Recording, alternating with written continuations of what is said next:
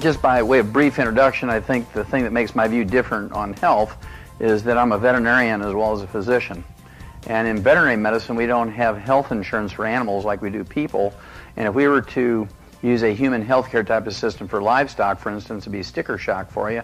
Your hamburger would cost you $275 a pound just to pay for the health care. So we learned a long time ago in the animal industry that we could keep the price of animal products such as meat and dairy and poultry and eggs down to where the average American could afford to eat them every day simply by eliminating health care costs. That's, I think, a very profound statement. Simply by eliminating health care costs. We do that in animals with simple little nutritional formulas. That's why we have mouse pellets and rat pellets and hamster pellets and gerbil pellets and guinea pig pellets and rabbit pellets and canned and dry dog and cat food, and we have sheep pellets and horse pellets and calf pellets and dairy pellets and monkey pellets and catfish pellets and turkey pellets and duck pellets and ostrich pellets and on and on and on. You get the picture. The reason why we put all these various animal diets into the pelletized farm is so that every mouthful is biochemically perfect. Even the stupidest animal in the group gets a perfect diet. They can't sort through and just eat only the sunflower seeds or the raisins. Their health and production is not dependent on their choices of food. We command them to eat a certain way, and that's the way they eat. And we get a uniform, projected, expected production. We've been so successful at doing this over the last 75 years that in the animal industry we've eliminated about 900 different diseases that still plague human beings. We've doubled and tripled their historical lifespans in the last 60 years. 60 years ago, if you're old enough to remember, an old dog used to be 10 years old. Today an old dog is 20-something. 10 years ago, an old cat was 12. Today an old cat's 25 or 30. And we didn't do that with wonder drugs and genetically engineered proteins or stem cells or transplants. We did that simply by adding vitamins and minerals and trace minerals to their food. And that kind of excited me. One more little thing about my background. On a large grant from the National Institutes of Health during the 1960s, I worked with Marlon Perkins from the old Mutual of Omaha Wild Kingdom days. I was one of his veterinarians and worked on this research project. Did over 17,500 autopsies in over 454 species of animals and 3,000 human beings for comparison. And what I learned was, ladies and gentlemen, was that every animal and every human being who dies of natural causes dies of a nutritional deficiency disease. So since 1964, I've been working very hard to get the health industry to appreciate this and not treat nutrition as the stepchild of health, but actually as the front piece of health. And I was not very successful, so I went back to school, Portland, Oregon, became actually a naturopathic physician, which is kind of like an osteopath in Oregon. We're primary care physicians. And we were able to begin in 1978 to use everything I'd learned in veterinary nutrition on my human patients. And I'm here to tell you that the concept of preventing and curing diseases in animals with nutritional formulas works just the same in people. These are the sort of things I would collect to share with my patients. I wanted to give my patients a gift, sort of an incentive or a bribe to come to me as their doctor. And I promised them I'd do everything I could to get them to live to be 100 instead of 75. And this particular issue, September 2000 of Scientific American, was almost totally devoted to 100-year-old people and what they did differently and so forth. There were articles in there by medical doctors and geneticists and gerontologists and nutritionists, and they were all coming from different directions. So there was a summary at the end telling you what you were supposed to learn by reading all this different stuff. And basically they were editorially scratching their head. They couldn't figure out why the people who lived to be 100 were the ones who were rebellious and didn't listen to their doctor's instructions. The people who followed the doctor's instructions didn't make it to 100. And they couldn't figure out why, and they wanted to do some big research project to figure out why. Well, you don't have to figure too long, because if the medical doctor's advice isn't bringing you to 100, it's not good advice. That's pretty simple. You don't need a $50 million study to figure that out. Going back to April of 1992, 12 years ago, almost 12 and a half years ago, this was a cover article, Time magazine, very profound article. I think there were 6 positive pages on nutrition in this issue. Again, April, I think it was April 6th or April 7th, 1992, the real power of vitamins. And they meant, as most people do when they say vitamins, they mean vitamins and minerals. You know, nobody says, honey, did you take your vitamin B1, B2, B3, B5, B6? Did you take your folic acid, your biotin, your choline, your B12? Did you take your calcium, magnesium, manganese? Did you take your phenylalanine and your arginine and your cysteine, your methionine, amino acids? Did you take your omega-3s? People say, honey, did you take your vitamins this morning? And it's kind of this generic shorthand for did you take your supplements. And they use it the same way here because it kind of fit the layout. The real power of vitamins and minerals, et cetera, et cetera. New research shows it may help fight cancer, heart disease, and the ravages of aging. Well, back when I started seeing human patients back in 1978 as a physician, I wanted to have some kind of animal model, being a veterinarian, and a human model to give them so they didn't think it was some outrageous thing that I was coming up with, some pipe dream. And looking around, sure enough, I found a guy by the name of Clive McKay, and he did his research back in the 1920s, and geneticists like to claim him, but he was just a physiologist. He published his landmark papers in 1935, and basically what he did was take 3 groups of rats and gave them the same basic rat pellet of the day from the 1920s, which is quite a remarkable step, because research rats before this rat pellet would only live maybe 6 to 10 months after weaning, when they just feed them rolled oats and carrots and things like that. But once they came out with the nutritional pellet of the day, they lived to be an average of 2 years, and that was just remarkable for research. Well, he was the only guy at that time who was tinkering around with macronutrients, proteins, fats, and carbohydrates, to see what you could do to make the animals live longer. And in group number 2, he gave them the same basic pellet as group number 1, but he cut the carbohydrate calories by 30%, kept the vitamins and minerals the same, and they lived 50% longer than group number 1. Got kind of excited about that. So group number 3, he cut the carbohydrates by 60% from group number 1, kept the vitamins and minerals the same, and they lived twice as long. And they thought they had the answer. Well, it wasn't quite that simple. When they redid the studies in pigs and dogs and monkeys and spiders and all kinds of bugs and birds and things, they found out that the secret was that he kept the vitamins and minerals the same. And the secret to this longevity by tinkering with the food is that you want to have a high level of vitamins and minerals per carbohydrate calorie. That's one of the reasons why low-carb diets are good for you, why they work to help you lose weight but also live longer. Even though people aren't supplementing, they have a modest amount of vitamins and minerals in their diet. And if they cut the carbohydrates, that means your concentration of vitamins and minerals per carbohydrate calorie is going up. And that's the thing you have to look for. Well, I had a very exciting animal model that went back to 1935. Then I wanted a human model. And I ran into a guy by the name of Art Linkletter. How many of you remember Art Linkletter? Yeah, if you're over 40 years old, you remember Art Linkletter. He was a great TV and radio host, and he invented the kids say the funniest things concepts, and he was very funny without saying 4-letter words, so I always appreciated him. And it was kind of interesting, and I ran into him, and I was looking for a human model for 100-year-olds, and he wanted to live to be 100, and there was all kinds of newspaper interviews I ran into. He wanted to be 100, and he got kind of excited about this possibility by reading a 1933 Pulitzer Prize-winning novel by James Hilton called Lost Horizon. Okay, well, Lost Horizon, if you don't remember the book, it coined a term, James Hilton coined a term called Shangri-La. How many have ever heard of Shangri-La? I think most people have heard of that. And this was this mythical place, kind of like a place where you could live in this microenvironment that was perfect, almost like Eden, and you could eat everything there, and you lived a spiritual life, and you could live to be 200, 300 years of age. And it was based on some people in what is now eastern Pakistan in a single valley called Hunza. Art Linkletter hired an eye doctor by the name of Alan Bannock to go to Hunza and find out what their secret was, because at the time, in the 1930s, they were the healthiest and the longest-lived people on Earth. Now, the most remarkable thing about the Hunzas is they were a third-world country. They had no electricity, no indoor plumbing, no telephones. They had no hospitals, no doctors, no pharmacies, no pharmaceuticals, no prescriptions. I mean, they had nothing, and yet they were the longest-lived and healthiest people on Earth. And so Art Linkletter wanted to find out what their secret was. So Alan Bannock goes there, and he really couldn't quite pick it out. He was an eye doctor, didn't know a lot about everything. So he was very good about writing about what he observed, but he didn't pinpoint any particular thing. He just says, well, here it all is, pick what you want. But there are 2 things that were valuable, knowing what we know about Clive McKay's animal models. Number 1, these people live in a single valley at 19,500-foot elevation. If you've ever farmed, you know that when you're above the timber line like that, I mean, kind of like double. The timber line is like 7,000 feet. So we're at almost 3 times the height of the timber line, and nothing grows there. Very hostile environment. They couldn't grow rice, they couldn't grow potatoes, they couldn't grow corn, but they could grow wheat. But because of the very short and very hostile growing season, their yield was very, very small, and their sum total of their carbohydrate intake each day was 1 little chapati bread, looked like a tortilla, flour tortilla, a very small one, 1 a day per person. That was their sum total of their carbohydrate intake. The rest of their food was lamb and mutton, goat, cheese and milk. They cooked in butter. That was it. They had a few vegetables, you know, like tomatoes and carrots and cabbage.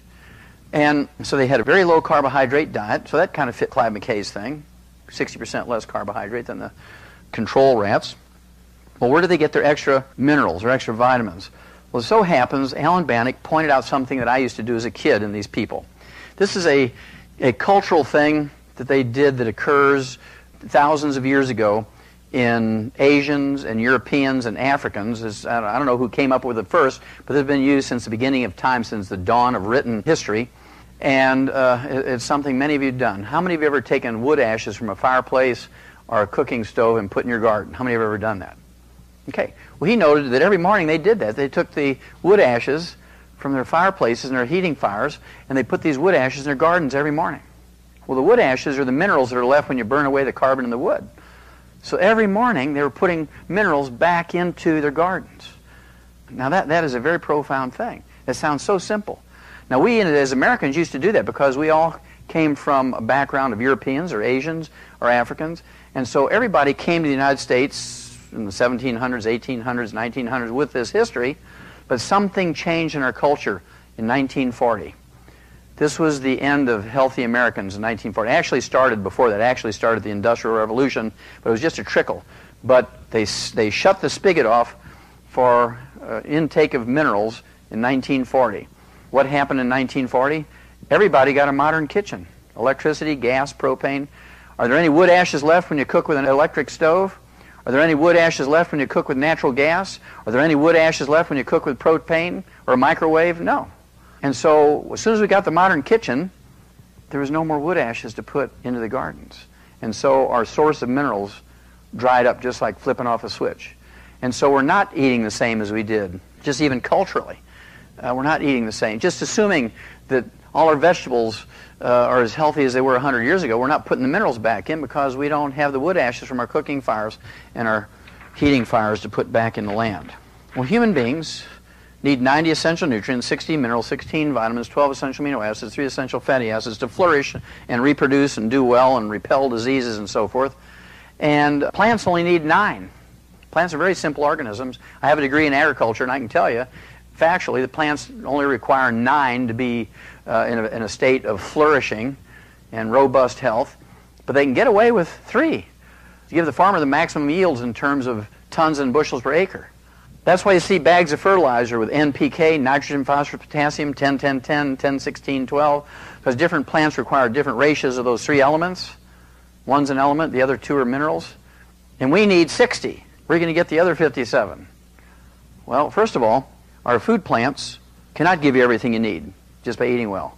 Plants are very good about making vitamins, amino acids, and fatty acids when they're well nourished. They have to have at least those 3 nutrients, NPK, to make vitamins, amino acids, and fatty acids. These are carbon compounds, and plants can take carbon dioxide out of the air and use the sun's energy in a process known as photosynthesis to manufacture long carbon chains, and many of these are actually configured into vitamins, amino acids, and fatty acids. And plants can do that. They can make it. And if you spend 8 hours a day shopping and picking out everything at the perfect stage of ripeness, and you cook food properly and you store food properly, you might, only with the grace of God, get enough vitamins, amino acids, and fatty acids. But it's worse than Vegas when it comes to the minerals. Plants cannot manufacture minerals. If you can find me any plant that will manufacture any mineral, I don't care if it's lead, I'll give you $1 million in small bills, tax-free, in any offshore account you want. You'll be a bazillionaire soon. But there are no such plants. Plants don't make minerals. They can't make minerals. They're not genetically capable of making minerals. They get their minerals from the soil. And unfortunately, nutritional minerals do not occur in a uniform blanket around the crust of the earth. Nutritional minerals occur in veins like chocolate and chocolate ripple ice cream. Nutritional minerals occur in veins like gold and silver. And the odds of you and I getting all 60 essential minerals just by eating well is 0. I don't care if you spend $1 million a day for food and you live on the very finest caviar and Australian wine and artichoke hearts imported from Costa Rica and all this wonderful food. Guess what? You're still going to be deficient in minerals. As I told you, I did all this research and found out that every animal and every human being who died of natural causes died of a nutritional deficiency disease. And as you might expect, spending the multi-millions of dollars, actually $7.5 million to do this research, wrote several papers, wrote 75 scientific papers, were published in medical journals, veterinary journals, wrote textbooks, big 1,000-page jobs, and lectured to doctors many times at their continuing education meetings. And I was not successful in getting people who are in a position of authority, either in medical research or the government, They get excited about preventing and curing diseases in people with nutrition like we did in animals. And I knew this was an important concept back in the 60s, and that's why I went back to school, became a physician.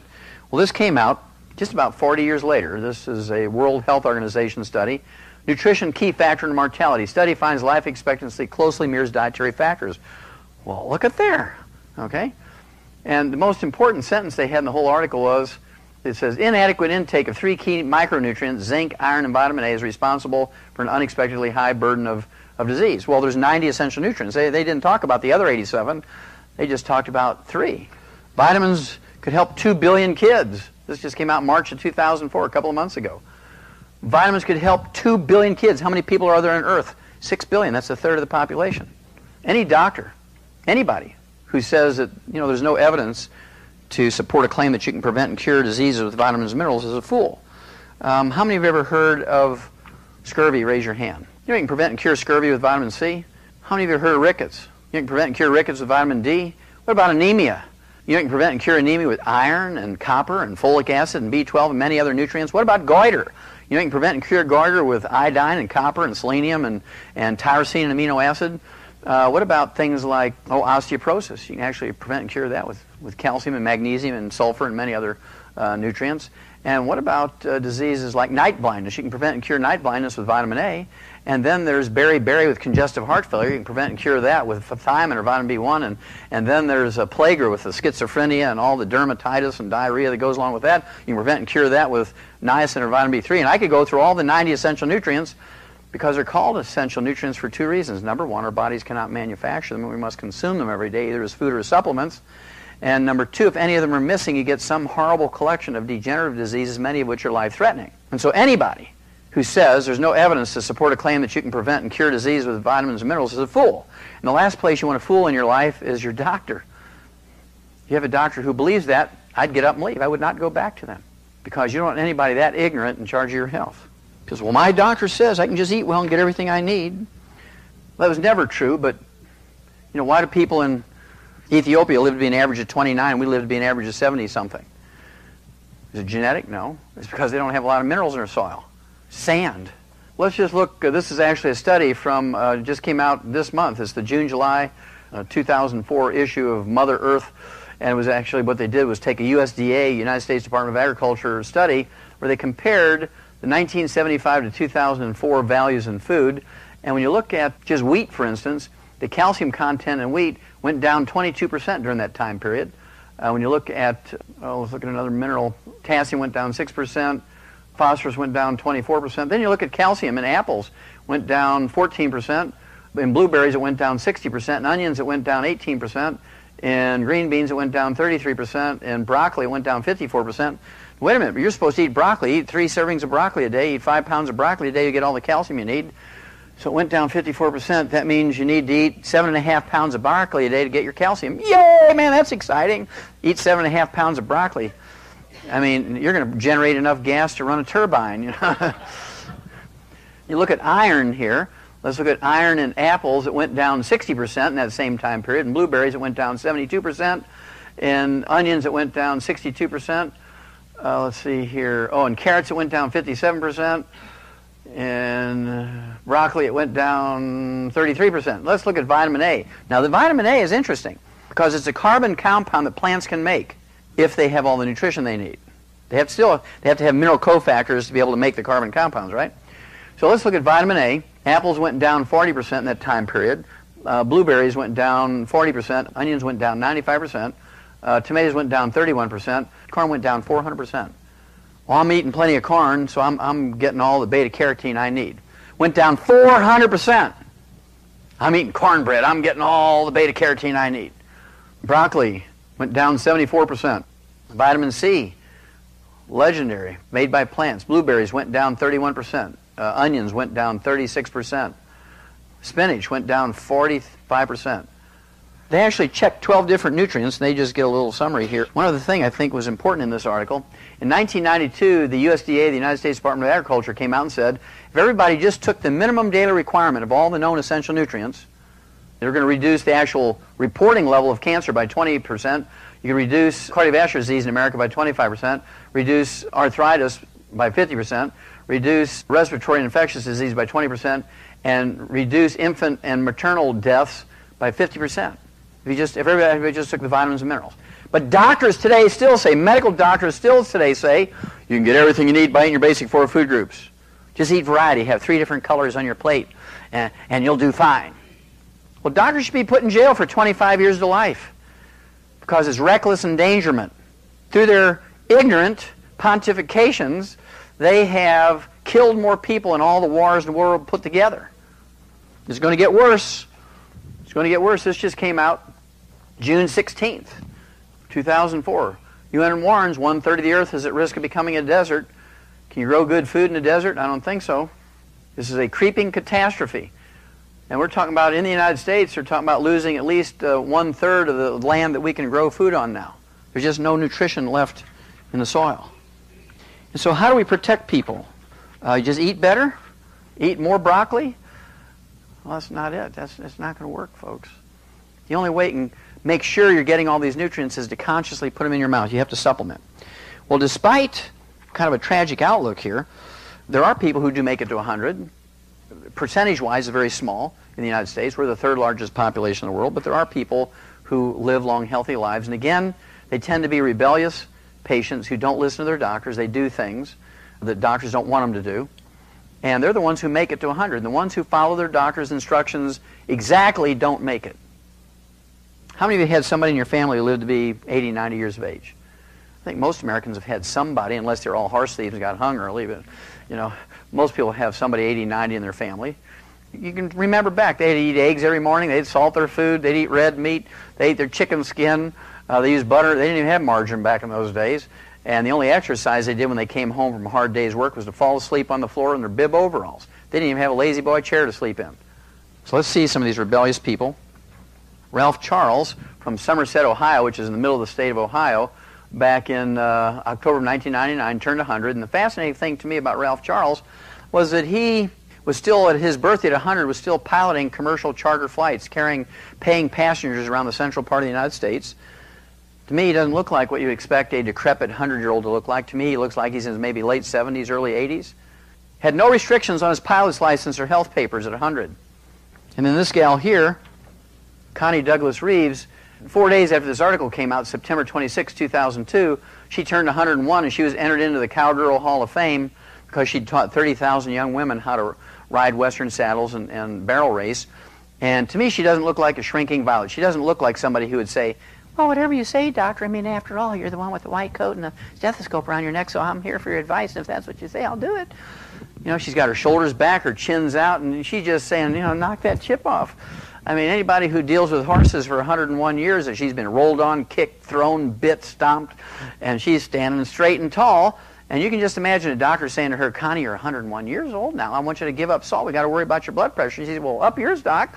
I've been using salt since before you were born. I'm not going to quit now. You got to give up eggs. We got to worry about your cholesterol. She'll go, okay, I've been eating eggs forever, and I'm not going to give them up. Well, if she's a little rough for you, you might appreciate Harold Stilson from Deerfield Beach, Florida.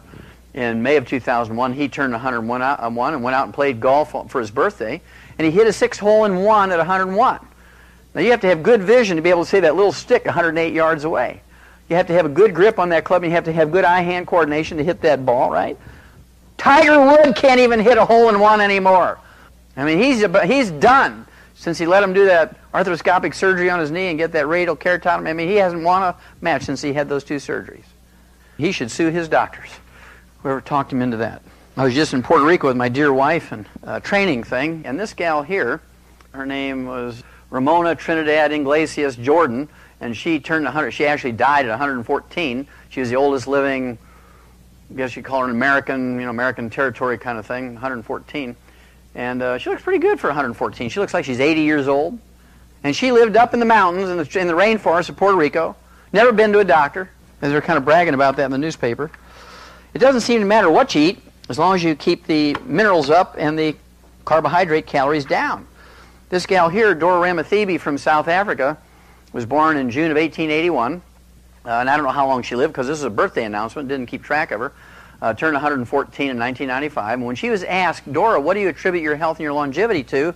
She didn't say I was born in Scripps Hospital. She was born in a straw hut caulked with cow dung.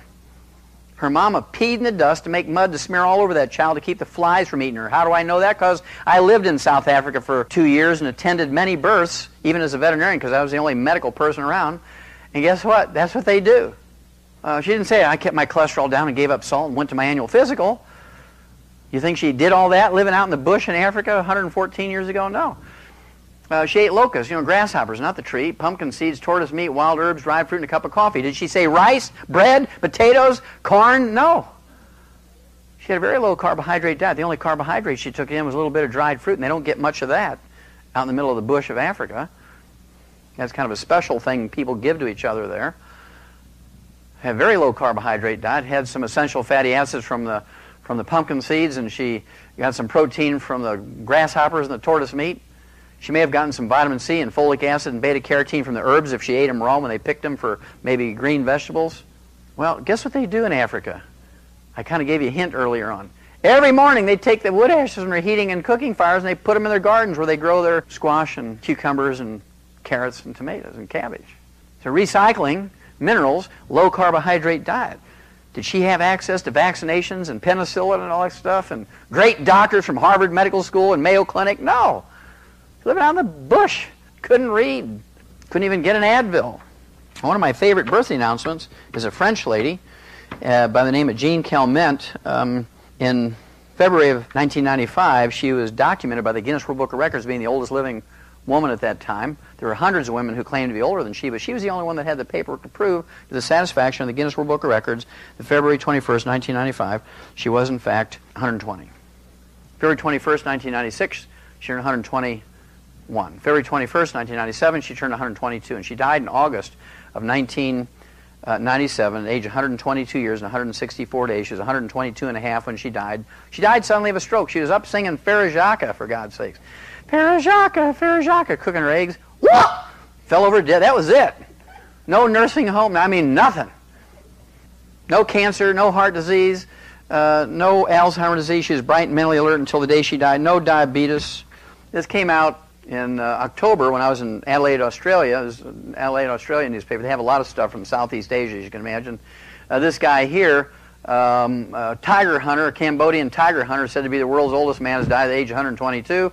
Sek Yi, who is also a martial arts expert, attributed his longevity and that of his wife, Long Uk, 108, to smoking and prayer. Well, I can go for the prayer part, Pastor Joe, but I want to know what he was smoking and if he inhaled. There's also a Sydney, Australian newspaper, also in 2003, a Brazilian believed to be the world's oldest woman, has died at the age of 124. Maria Etolavina dos Santos died of a stroke in Salvador. Her birth certificate said she was a descendant of African slaves born in June of 1878. Was she born in Scripps Hospital? Did she have vaccinations and penicillin? No, she was born in a straw hut caulked with mud, and since her parents came from Africa, her mama peed in the dust to make mud to smear all over that child to keep the flies and mosquitoes from eating her. Turned out to be how many people in San Diego have lived to be 124? Here's a gal who made it to 120. I don't know if she's still alive, maybe. She's a gal by the name of Elizabeth Israel. And this was back in January of 2001. She was born in 1875. She was born in the Caribbean, on the island of Dominica, according to her birth and baptismal records. Well, how do these old people have so many birth records? That's because the Spanish set all that stuff up in 1541.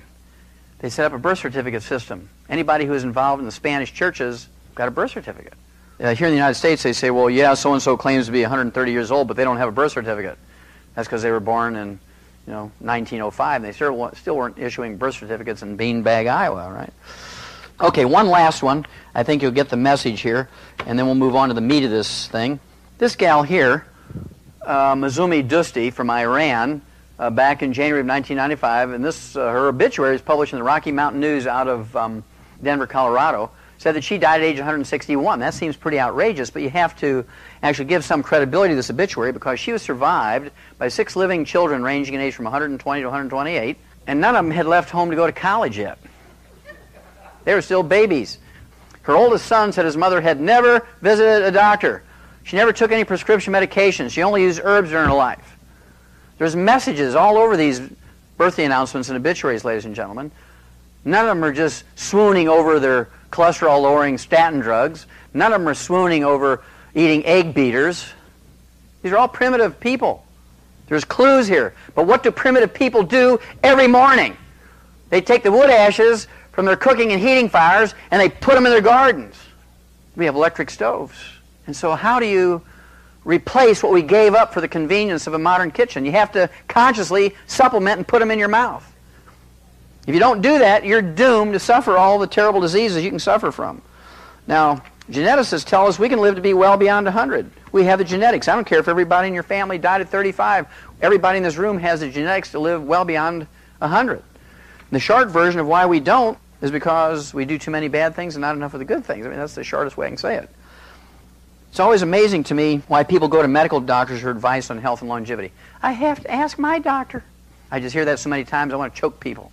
In my tape, Dead Doctors Don't Lie, I said the average medical doctor lives to be 58. And medical doctors, I mean, they just got so hysterically angry with me. You can't believe how angry they got with me with that.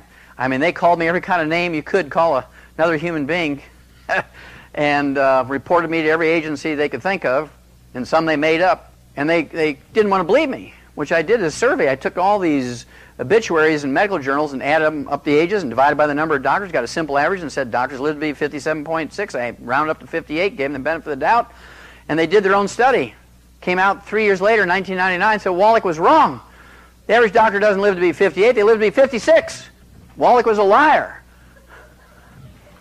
And so why do we go to medical doctors for advice on health and longevity? Well, they only live to be 56. I mean, it's outrageous. I mean, you wouldn't do that in any other industry. Why would you go to Mr. Goodwrench to have your car maintained if the word got out that his cars that he maintained only went 5,000 miles before they burned up? The reason is twofold. I pondered on this a long time. They have convinced everybody they're the go-to people. I mean, you can't even put on a Band-Aid without asking your doctor. I mean, where are the medical doctors? I mean, we have to get everybody to fight for insurance, right? Because there's 30 million people in America without health insurance. I mean, the country's doomed without health insurance. Secondly, they've been able to relegate all other health practices, even 10,000-year-old ones like Ayurvedic medicine from India and traditional Chinese medicine. They've been able to relegate them to quackery. They've been able to convince the government that they're the go-to people. Chiropractors and naturopaths, acupuncturists, Ayurvedic medical practitioners, these guys are all quacks. Insurance can't pay quacks. If a patient goes to them, we got to put them in jail for practicing medicine without a license. They have politically and financially been able to kill their competition. Now, the Sherman Antitrust Act was actually put into law in 1895. Any industry that does that gets knocked down. Ma Bell tried it, and they broke them up. Why doesn't the government break up the medical profession? I'm going to show you why in a second. It's pretty scary. Well, if we're getting our money's worth, you might be able to say, well, they're crooks and scoundrels and all that kind of stuff, but because we're getting our money's worth, it might be okay. Let's see if we're getting our money's worth. First of all, each year the entire world spends $2.7 trillion, that's with a T, $2.7 trillion for health care. That's a gob of money, $2.7 trillion for health care.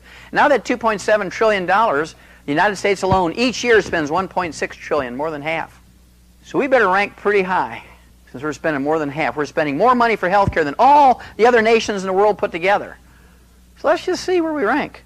In April of 1990, I found the first public printing of where we rank. This was a World Health Organization and the Center for Disease Control out of Atlanta, Georgia, came together and they came up with this survey.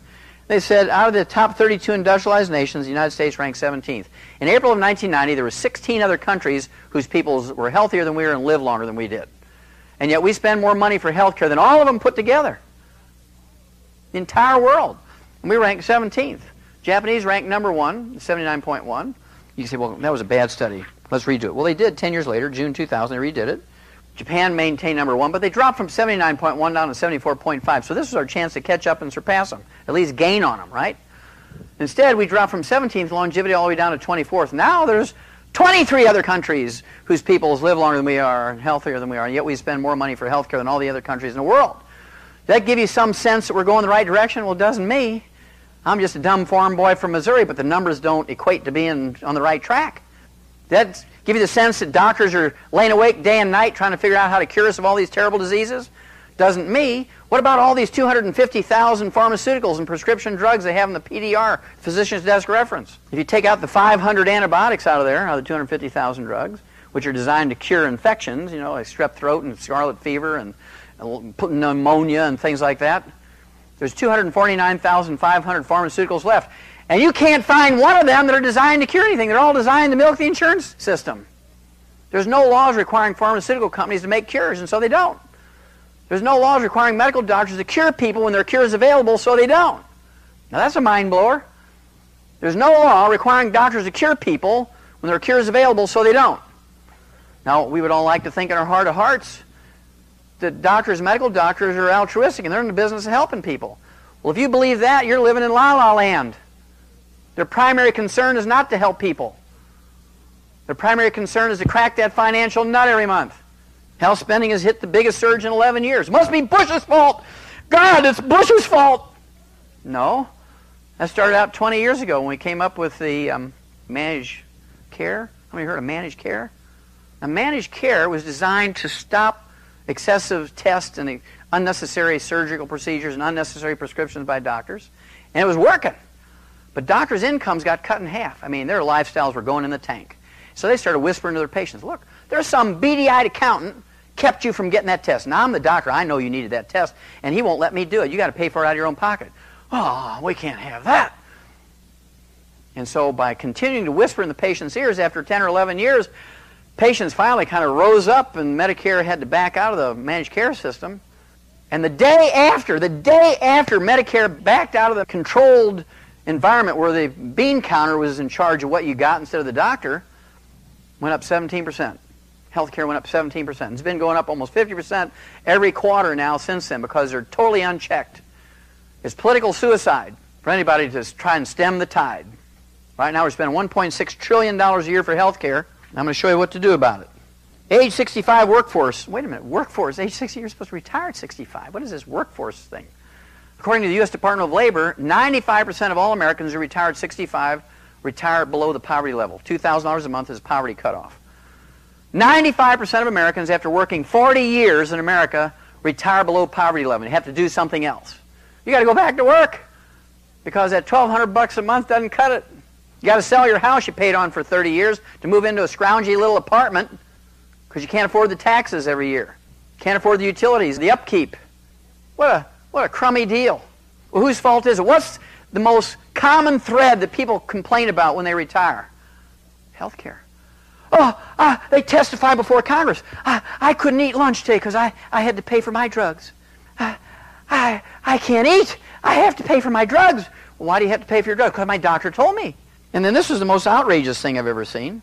Last year, 9 months ago, whatever it is, you all remember this, Vaughn's and Ralph's and Kroger's, 70,000 workers from grocery stores went on strike in Southern California alone. And they were striking all over the country in sympathy with them because over a 3-year period between 2000 and 2003, the health care cost for their insurance went up 50%, went up from $6,000 a year to $9,000 a year.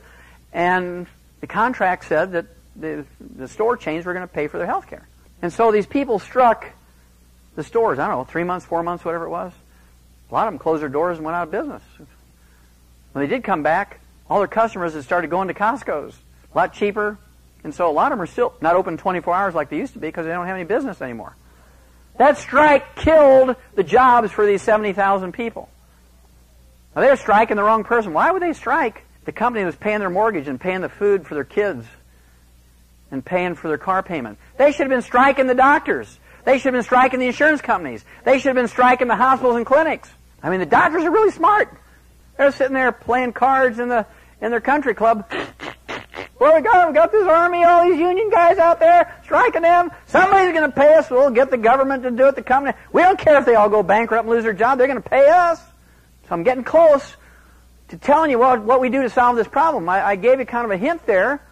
What do you do with a failed and corrupt system? Do you keep feeding it more money? Oh, well, the mafia, we got to pay them more money. They'll be good to us, so we just pay them more money. Outsourcing the American dream. Have we lost a few jobs in Southern California? Whoa! They're going to India faster than you can name them. Telephone operators in the United States average $12.50 an hour plus health benefits. In India, they make less than $1 an hour and no health benefits. Payroll clerks in Asia make less than $2 an hour, no health benefits. Their counterparts in the U.S. make $15.17 an hour plus health benefits. And so when the health care goes up and the union demands more money to pay the health care, guess what the company says? Adios amigo. Close the door and they're off to India. You can't blame those companies. I mean, they're working on 1% margins of profit. They got to worry about their stockholders. And so if you push too much, it's like the old pinball machines. Some of you old remember the old pinball machines before computers? You had 1,800 points left before you could win a free game. And you started pushing that thing too hard to keep that ball up there. What happened? Tilt! Game over. I hated to see that. Game over, game over, game over. Well, that's what happens when you push the employers too much now.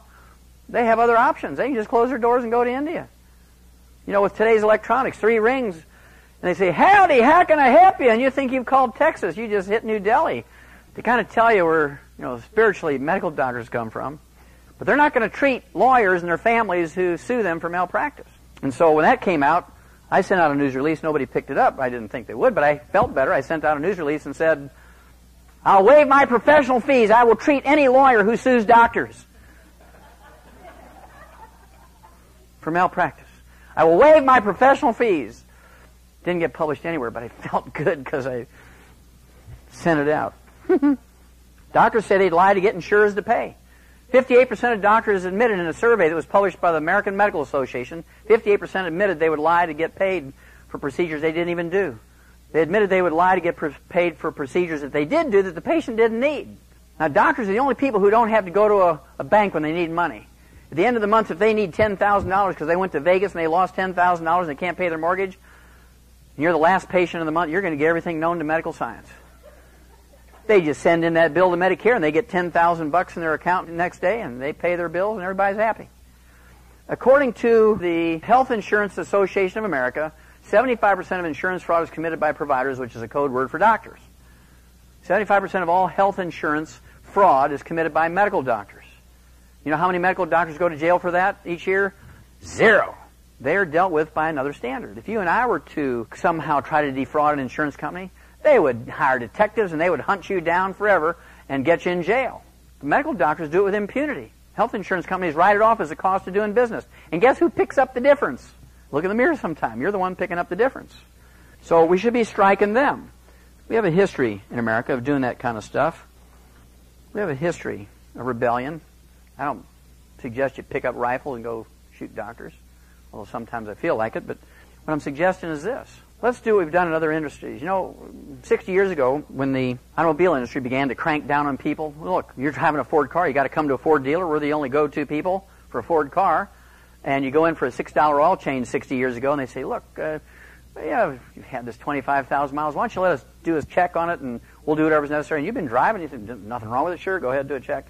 And you come back, it's a $300 bill. You say, what? It was supposed to be $6. Well, you told us to check it out. You gave us permission to do that. It's $300 because we rebuilt the transmission, we did the carburetor, all new brake shoes, blah, blah, blah, $300. And they wouldn't give you the key until you paid your $300. But you didn't go back because you demanded, some redress from the manager. And he said, well, no, we did the work. You got to give me the money before we give you the keys. And so people started going to junkyards and garage sales and flea markets. They'd read books on how to maintain their own cars and change their own oil and do all that kind of stuff. They stopped even thinking about going to the dealerships. And when the junkyards and the flea markets and the garage sales couldn't support the demand for parts and tools anymore, a whole industry developed. Now we have Napa Auto Parts and Pep Boys and AutoZone. We have all these Jiffy Lubes all over the place. They only sprang up because people wanted to do things themselves and they were tired of being ripped off by the dealerships. Same thing happened in the construction industry. Same thing happened in the remodeling industry and in the landscaping industry. When they got a little oppressive to the customers, people started going to garage sales, and they went to flea markets, and they'd go to junkyards to find parts. I mean, plumbers were charging $200 to change a float in a toilet for little old people. And the worst nightmares, of course, the one that people hated were roofs. Somehow, roofing companies, you'd sign a contract for a $6,000 roof, and if you didn't read the fine print, with revolving interest, if you didn't pay it off in a year, it was $100,000, right?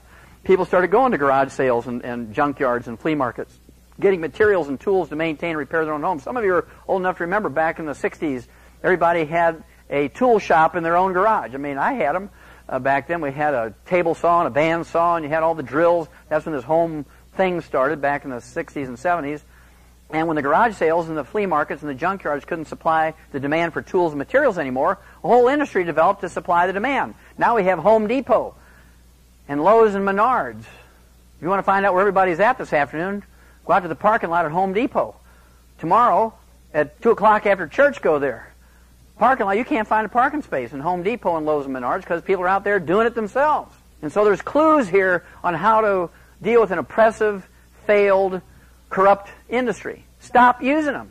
But you just can't jump from the frying pan into the fire. You have to educate yourself. We have all these books. Let's Play Doctor, Let's Play Herbal Doctor, Rare Earths Forbidden Cures, Dead Doctors Don't Lie. I mean, we're talking about $50, $60 worth of books. Teach you how to deal with over 900 different diseases using herbs and vitamins and minerals and amino acids and fatty acids. We're talking about stuff that works. I already had 3 people today. I walked in the door, just met them. I met lots of people, but these 3 people came up and told me how the products were working for them. They were just so surprised and happy how well they're doing on just taking vitamins and minerals. And they've been going to doctors for years and couldn't solve their problems. Before I came here, people were calling me from Atlanta, Georgia, and from Portland, Oregon, dealing with problems because they've given up on their doctors. And so right now we have baby boomers coming along.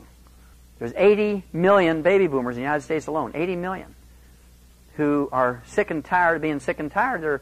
They're sick of being ripped off by the medical system. They're getting they want the government to solve the problem. Well, the medical industry generates taxes from $1.6 trillion a year. The military-industrial complex, which the hippies were so worried about during the 60s and 70s, only generates $400 billion. 1/4 of what the medical system. Who has the most power, military-industrial complex or the medical system? Clinton tried in his first term, in the first year of his first term, to deal with the medical situation. And they chewed him up. The office of the president, with all the power and prestige and all the departments and money available to the president to solve a problem, it only got worse. They just snubbed their nose at him. Not because they were Republicans, but because they weren't going to let the President of the United States interfere with their cash flow. And so we have to do this, because nobody else is going to do it. First thing I want to talk about is exercise. Whether you believe it or not, how many of you have heard that exercise is good for you? If you don't raise your hand, you're a liar, a communist, or you're asleep already, because I know that you've all heard that, right? Well, this is me when I was 18 years old. Look familiar? Didn't have a gram of fat on me. I was mean as a burnt bear, and I was tough. I was like a rock, and I could do anything. I knew it because I knew it. And I could, in addition to farm work, I'd spend a lot of time during school when everybody else was eating lunch. I was running up and down the stadium stairs. I was weightlifting. I was punching the bag. I was doing everything I could to get tough and so I could play sports, and I did. And then I read an article that said there'd never been a professional athlete ever lived to be 100, so I stopped exercising. Because if exercise is good for you, there should be a significant percentage of professional athletes live to be 100 because they get paid to do it and they're not likely to slough off. And this is a little chart out of God Bless America. It talks about some of the more famous athletes that died of nutritional deficiency diseases. The oldest one was Red Grange, died at 88. Now, you know, Red Grange died a long time ago, right? And then, let's see, Jesse Owens died at 66. Jim Thorpe died at 65. Babe Ruth died at 53. Lou Gehrig died at 38. Wilma Rudolph, 4 gold medals in track, died at 54. Babe Zaharias, one of the greatest female athletes ever, died at 43. Jim Fixx, who invented the fitness concept in America, died at 52. Hank Gathers, a great basketball player, died at 23. Wilt Chamberlain died at 63. Reggie Lewis died at 27. Walter Payton died at 45. Sergei Grinkov, one of the icons of figure skating, died at age 28. Flojo died at 35. I don't believe a seizure killed her. I think something else killed her. Don Drysdale died of a heart attack. Great baseball player at 56.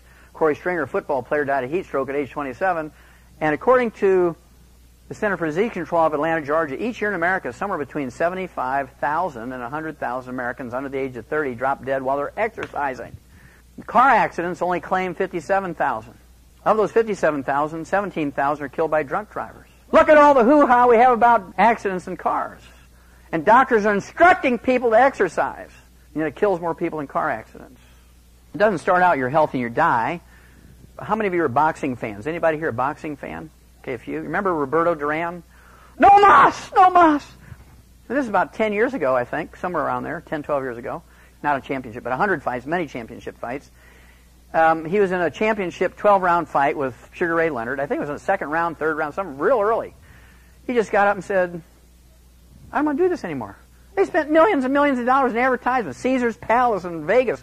I mean, there were, I don't know how many hundreds of millions of dollars worth of bets, and he just said, that's it, no mas, I don't want to do this anymore. I don't like boxing anymore. It's a cruel sport. Elite athletes face this hazard. I already talked about this guy. And he barely made the cut on this latest by two strokes. I mean, they were sweating. him even getting in. He's going down, folks. I just spent a weekend with these guys, with Ted and Angela. Talk about talent. These guys had all the talent in the world when it came to basketball, and they still lost. They got beat by the punk team. You think they lost because they didn't have talent? You think they lost because they didn't want to win? You think they lost because they didn't practice? If you look historically at this situation, it happens a lot, where they draft some big stars, and then it didn't work. You know, here's a whole bunch of teams that hire these big stars at the beginning of a season to try and make something happen, and it didn't happen. That's a little picture of Theo Ratliff from his own website. Theo Ratliff's a very interesting guy. In 2000, 2001, he missed 79 games. His career was over. He had the best orthopedic surgeons tell him his career was over. His right shooting wrist turned into dust. There was nothing bigger than a BB in there. I mean, none of his bones were in any shape. They couldn't even put wires or nothing in there. He had the cartilage came loose in his hip. They had to go in and do a hip surgery. His other hip was just as bad. Bone-to-bone arthritis in both knees. He was only 28 years old. His career was over. And he happened to hear some of our distributors talking to another player in the locker room. He says, hey, you think that stuff will help me? In 3 months' time, all his pain went away and his range of motion came back. 3 more months, he felt so good, he tried back out for the team and he got his old position back.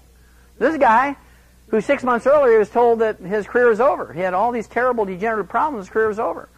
Well, the last 2 years, he's been the shot blocking champion, the super defensive star in the NBA, and that's impossible. All his orthopedic surgeons said so. But we put him back together just using vitamins and minerals and trace minerals and rare earths and amino acids and fatty acids. So I'm going through a progression here. You've gone through the emotional failures, physical failures. Remember I told you Jim Fixx was a guy who started during the 1970s. He started the whole fitness thing. Up until Jim Fixx in the 1970s, nobody but people who played team sports worked out. The average housewife didn't go in for aerobics and yoga. The average, Joe Carpenter, the average working man didn't work out. Came home and drank a beer and passed gas and watched TV. That was his life. His great excitement was if he, won a case of beer at bingo. Jim Fixx came along and said, hey, if you run 10 miles a week, we'll keep your arteries clean and you don't have to die until you're 100. And he personally, consciously, in all his writings, stayed away from vitamins and minerals because when he lived to be 100, he did not want anybody to say, well, how do you know, Jim, it wasn't the vitamins and minerals?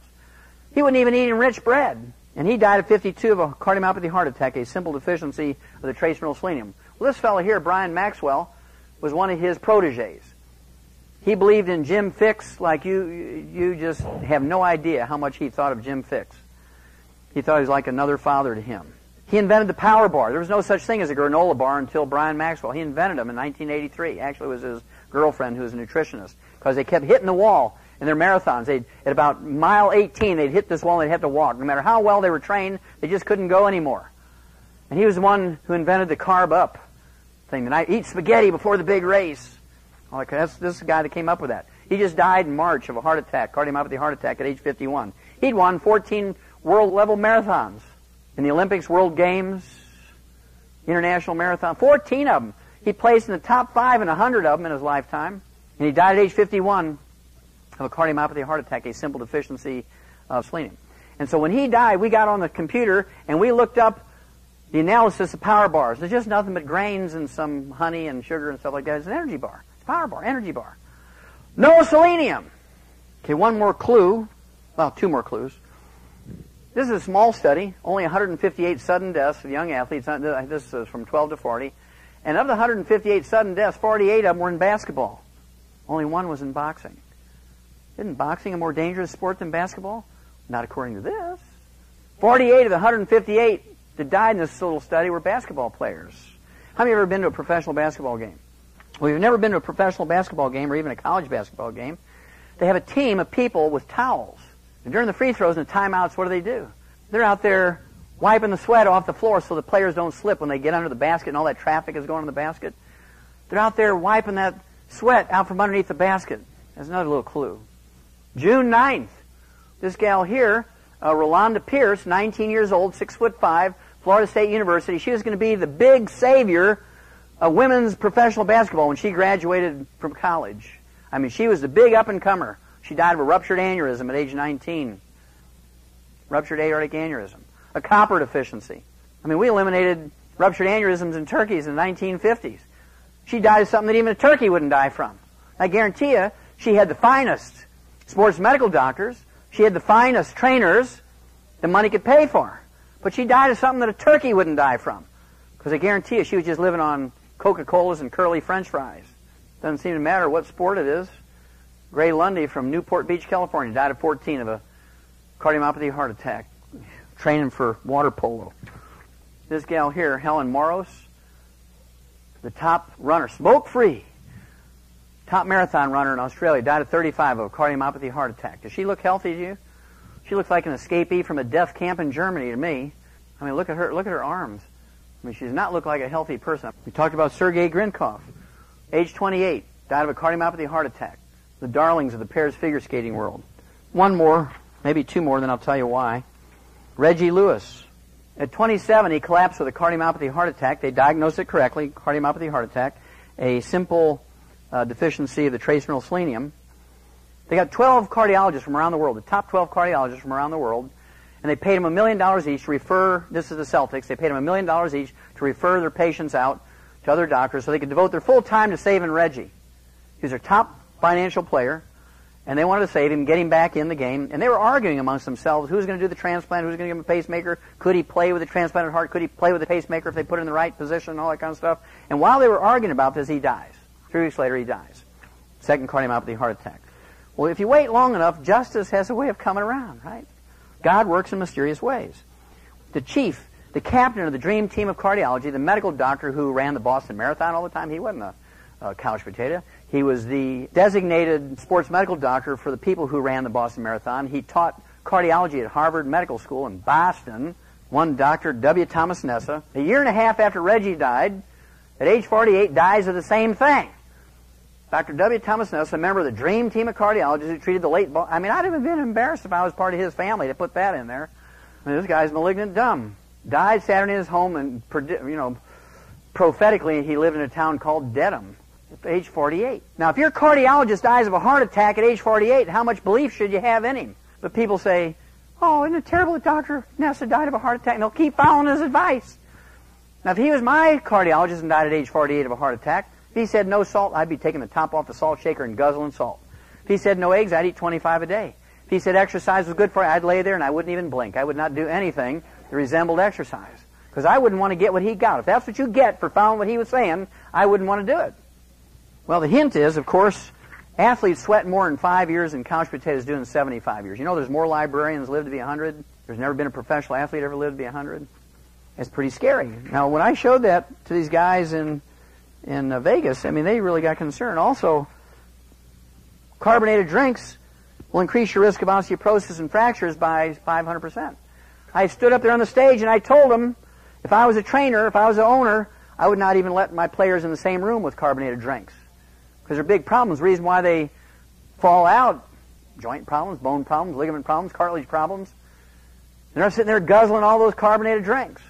Doctors lack proof that too much salt is unhealthful. This came out almost exactly 7 years ago. This was presented at the annual meeting of the American Heart Association in Portland, Oregon. After years of telling healthy people that too much salt isn't good for them, researchers still don't have solid evidence to back up that claim. Now, what does a good farmer or rancher put out for his livestock? Salt block or salt lick, right? There's nobody out in the pasture telling a cow she's limited to 1 lick a day, is there? I refuse to believe my human patients were dumber than a cow. Now, look, go ahead and salt your food to taste, salt your body. Don't worry about it. Well, how do I know if I'm getting too much? Well, it won't taste good. That's a high-tech answer, right? If it tastes too salty, don't eat it. If it tastes good, eat it. That's very simple. Works like a charm. Salt has nothing to do with high blood pressure. Genetics has nothing to do with high blood pressure. None. Nothing. That's the first thing they say. Do you have anybody in your family with high blood pressure? Yes. Okay, you're going to get blood pressure medication. Well, I don't have high blood, but it's in your family. Genetics has nothing to do with it. Salt has nothing to do with it. In fact, the government spent $30 million in what they call the Sodium Task Force, and this came out in 1997. And the bottom line, it said, the study found that people who limited their salt intake to 1,000 milligrams or 1 gram a day, which was what medical doctors recommend to you, the people who followed the doctor's instructions had 6 times more heart attacks, 600% more heart attacks than those who defied their doctors and ate double that amount of salt. It's a government study. And they're trying to prove that salt was bad. You had to get rid of salt. They couldn't do it. Because it's not true. Salt is an essential nutrient. If you get too much, you won't like it. So what causes high blood pressure? High blood pressure is caused by a simple deficiency of a single nutrient. Now, we've eliminated that deficiency in animals. Pigs and horses and cows and canaries and parakeets and dogs and cats and salamanders and crickets can all get high blood pressure. But they don't get high blood pressure not because they don't have the genetics to get it. They don't get high blood pressure because, remember I said we got these little pellets? Because we don't have insurance to pay for calcium channel blockers and beta blockers for dogs. And so we just put that little mineral and all its cofactors in those pellets called calcium. You can drink 50 gallons of milk a day and you can't get enough calcium to lower your blood pressure. You can eat 25 pounds of cheese a day. You can't get enough calcium to lower your blood pressure. The only thing that will happen is you'll be so constipated you'll need a jackhammer to have a bowel movement. If you didn't have hemorrhoids, you're going to get them.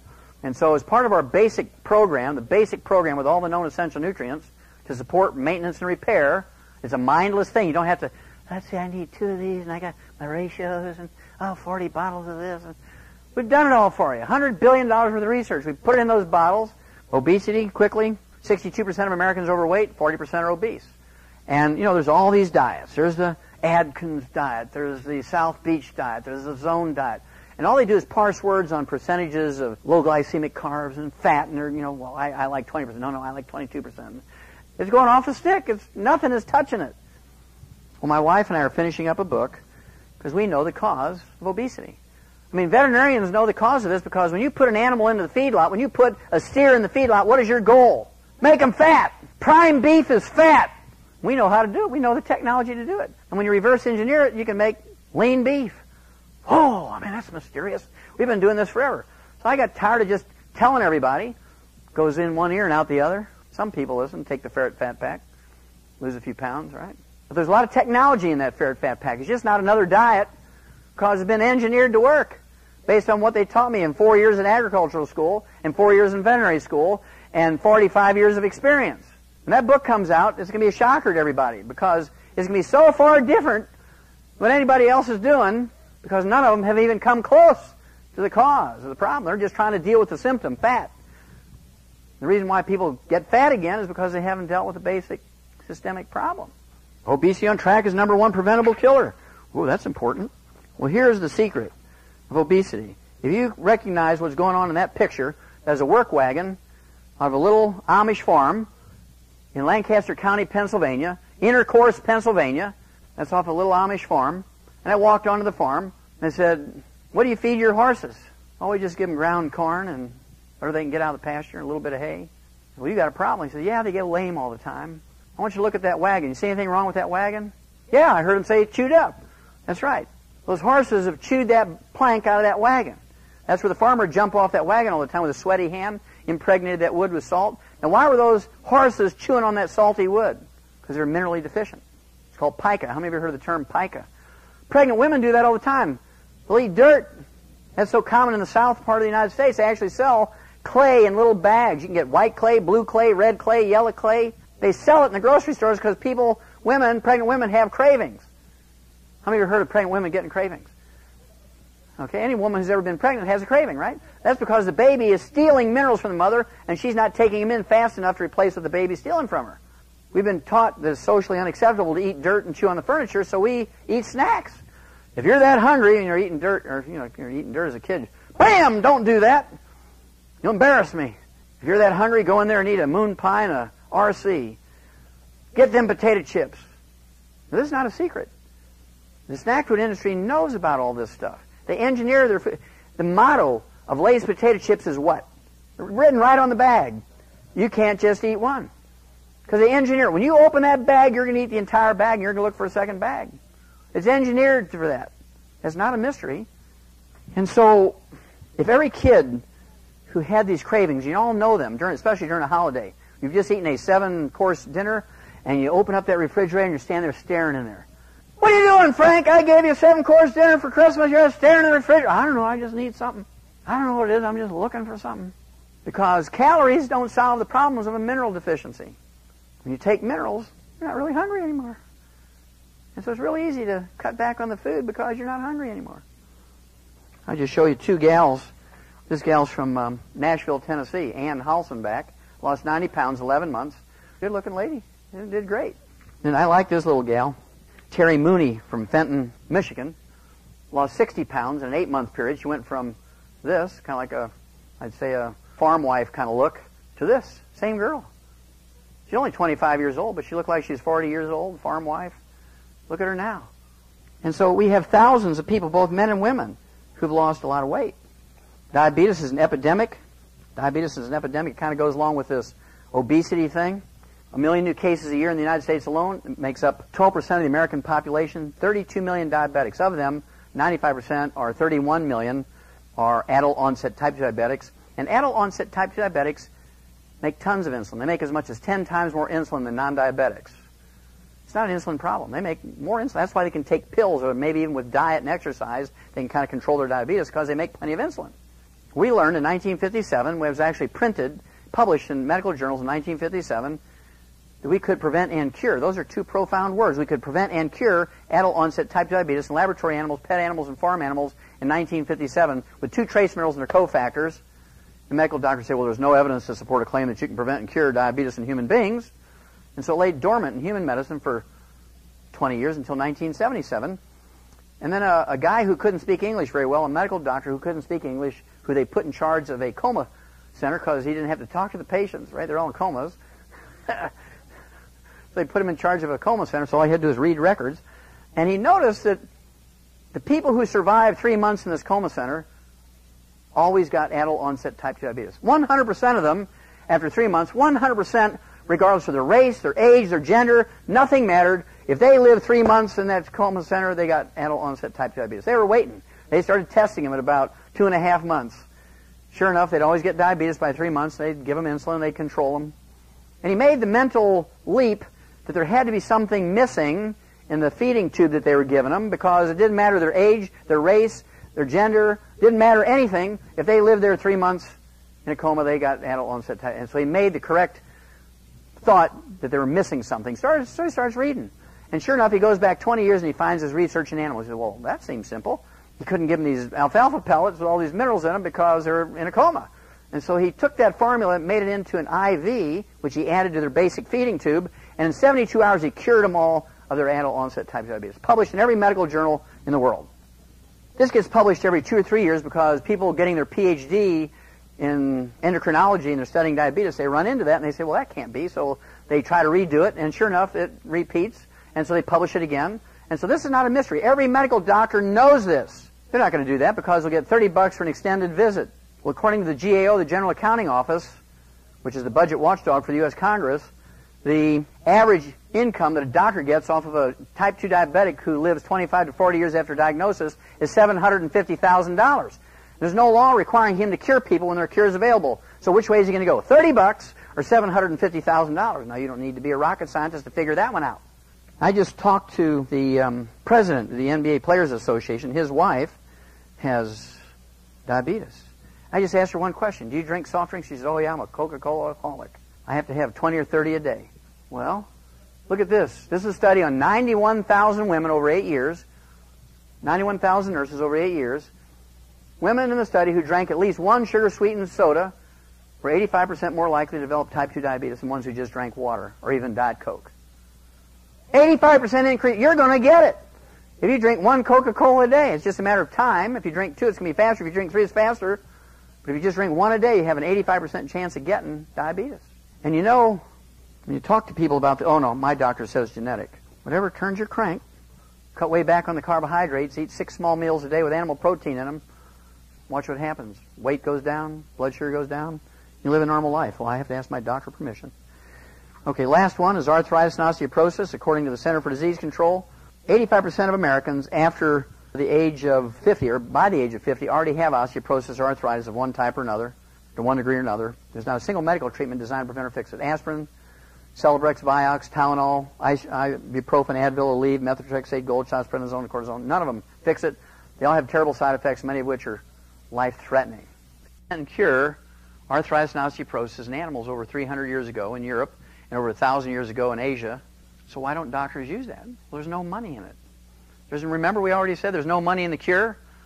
If Doc Smith were to cure all his patients of arthritis and osteoporosis today, and the word got out, he was curing people, the line would go around the earth 3 times. And he'd have one heck of a good month. But what would he do for the rest of his life? He'd be broke because there's no money in the cure. The money is in milking the insurance program. If you follow your doctor when it comes to arthritis and osteoporosis and other degenerative diseases, this is what you're going to look like by the time you're 75, 80 years old. Yahoo! And then I look forward to that. Man, oh man, diabetes, back surgery, hip replacements, knee replacements, bone spurs, high blood pressure, Alzheimer's disease, triple bypass. I'll bet you he was a very... Whatever you say, doctor. Now this problem starts when you're young. This problem starts when you're weaned off of milk. I see so many kids today, thousands of them a month, thousands a month. Oh, he has Charlie horse. Is he 3 years old and he has leg cramps and the doctor says it's growing pains? I know it's something different. Well, you give him any supplements? No.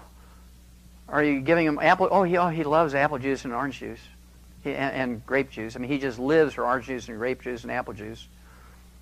Well, how much calcium and magnesium and boron and strontium and silica are in there? How much sulfur is in apple juice and grape juice? None.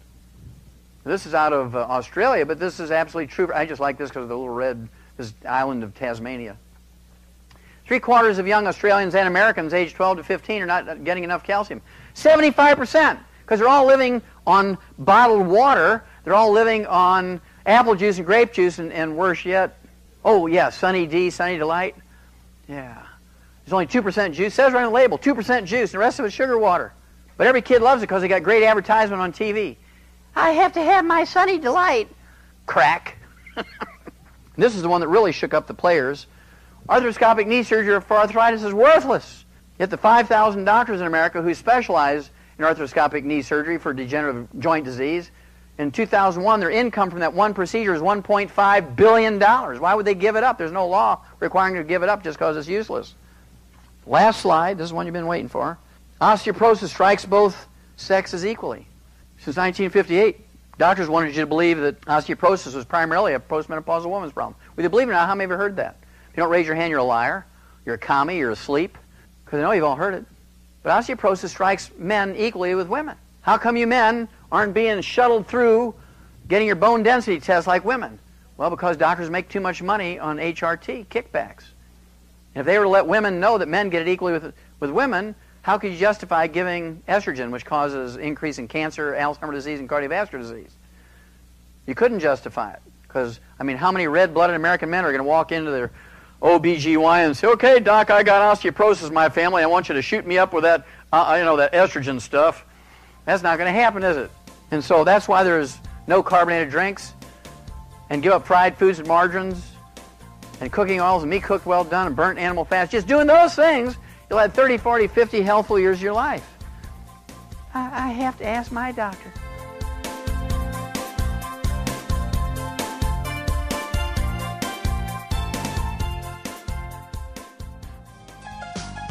Information and statements regarding dietary supplements discussed have not been evaluated by the Food and Drug Administration and are not intended to diagnose, treat, cure, or prevent any disease.